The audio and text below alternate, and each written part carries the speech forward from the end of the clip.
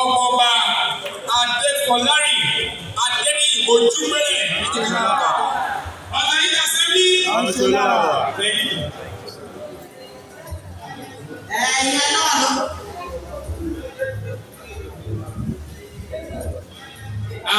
Gẹ́gẹ́ bí wọ́n ṣe ń tó létí rí, wọ́n ní gbogbo ẹ̀yin pírẹ́sìdẹ̀ntì ìlú kọ̀ọ̀kan ẹ̀jọ̀ látòrí tábìlì wà níwájú níbí. Yes, ẹ̀yin àríwá lórí ìlú kọ̀ọ̀kan kí ẹ máa bọ̀ lórí ọwọ́ wájú bí ẹ ṣe kọ́lé Bàṣírù Àjàyí ní àtijọ́ tèlè Akin ẹ ṣe àti gbogbo àwọn tí wọ́n wà ní. Gbogbo àwọn tá a lè dárúkọ àti àwọn tá a lè dárúkọ tẹ́lẹ̀ láti ọ̀pẹ́lẹ̀ yìí ní àárẹ̀. Ó ti dá kò ní bàjẹ́ àsìkò tútù yìí àsìkò gbogbo wa o. Ìdílé àti ṣe àdúrà bẹ̀rẹ̀ bí báyìí we are going to observe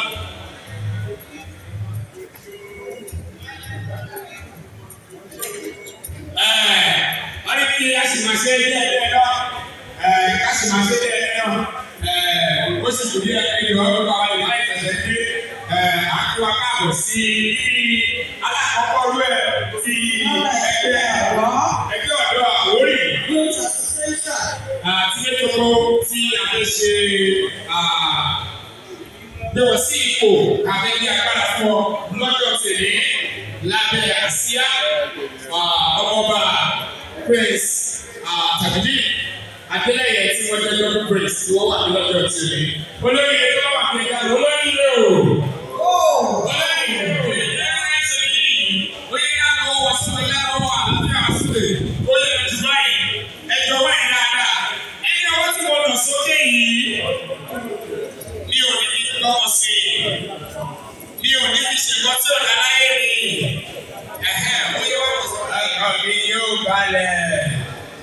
Ṣé wọ́n rí ìbájá ẹgbẹ́ ṣe é sí? Ìwé ṣe báyìí pé ọkàn ẹ yóò balẹ̀. Ó yẹ máa gbé ẹni wọlé ẹ má wojú ẹ o. Ẹ má wojú ẹ. Ẹ jẹ́ sí i. Kí ló ṣe? Ọ̀rẹ́ ìkànnì sá.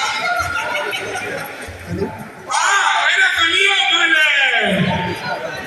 Ṣọ́kùn ẹ ti balẹ̀ báyìí. Brother kò tẹ̀fẹ́ ṣe mí, ó wà lẹ́yìn barista, ó ní obìnrin ló wà lẹ́gbẹ̀ẹ́ mi o. Kò lè wọ́n ní barista, ìwọ ni wọ́n fẹ́ sọ̀rọ̀ tí ní ọ̀tẹ̀ ìwọ́n tó ṣe rẹ̀. Ọ̀rẹ́ kí ti dé o. Àdúgbẹ́ lọ́wọ́ gbogbo wa, ẹja máa dé ètò ẹjọ́ bọ̀. Nítorí pé èyí náà a máa gbá mi àwọn dáadáa. Lónìí, a máa ṣe oríṣiríṣi bí a bá ṣe ń ṣe ìbílẹ̀, gbogbo àṣà wa àti ìṣe wa náà ni a máa ṣe. Nítorí pé lónìí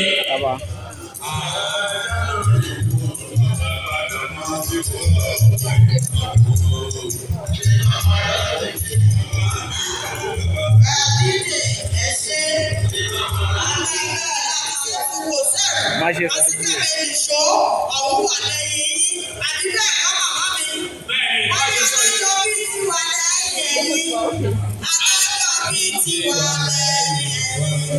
Ẹ ò ní fún wa ó, adájọ́ bí òfẹ́ o. Ẹ ò ní fún wa ó, adájọ́ bí òfẹ́ o. Adájọ́ bí tiwa lẹ́yìn àwa. Nínú àwọn tó máa dá wa lára yá, ẹnìkan ní wọn náà ti wà bí kó sáré jáde sí máìkì fún wa. Ó ṣe ní cultural display tí wọ́n máa dá wa lára yá ń bí lónìí. Torí pé bá a bá kọ̀ tá a bá fààyè gbà wọn ọ̀dọ́ pẹ̀lú ẹ̀bùn tó wà nínú wọn, ó ṣeé ṣe kó máa kú mọ́ wọn nú. Àjẹ̀fẹ́ dákùn yìí kú mọ́ wọn nú. Ìdíbàfò ẹ̀yin ló ṣe é fọwọ́ ìwádìílẹ̀ léṣù ń yálò. Gbogbo àwọn ọmọ ìwà ní títì ká bọ̀ ọmọ kú mọ́ ọ̀ lè débí. Bó bá rẹ̀ jí wọ́n ti wà ní ìdí iṣẹ́ ọ̀kan sí méjì. Ó ṣeé ṣe kó máa rí gbogbo òkun náà rí èèyàn. Yes, yes, as Awori have said.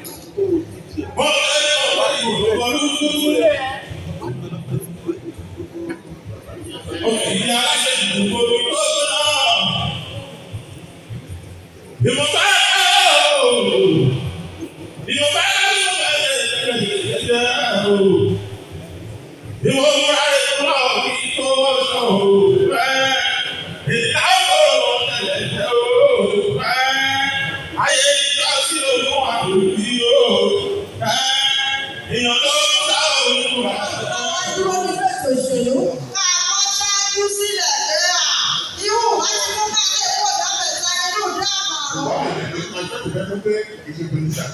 So what you have given us is your contract, social contract with the administration, with the people, with the youth, with the world.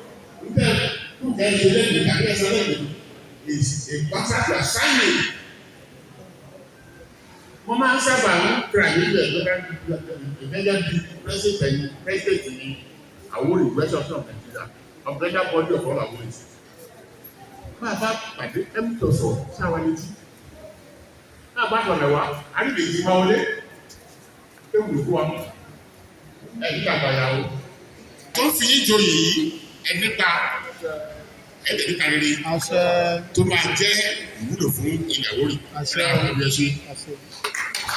Ẹyẹ àpàtà fún bàbá wa ní jẹ́ ààrẹ gbogbo wa wà ní ọ̀rọ̀ náà ti bá wa sọ yẹn ọ̀nẹ́rọ̀ àgbàlóbi gbósì bàbá àgbàyà dalẹ̀ bàbá wa parí ọ̀rọ̀ ìgbà tó fẹ́ parí ẹ̀ wọ́n á wúre fún wa wọ́n tún wá wúre fún ọ ní máa túkọ̀ ẹgbẹ́ ọ̀dọ́ Àwórì yìí wípé ọkọ̀ lè máa wọlé níyì kò ní ṣubú sómi o èbúté eré lẹ́ẹ̀bà gbé gbogbo àwọn ọ̀dọ́ dé ẹ ṣé bàbá we really appreciate you sir thank you very much.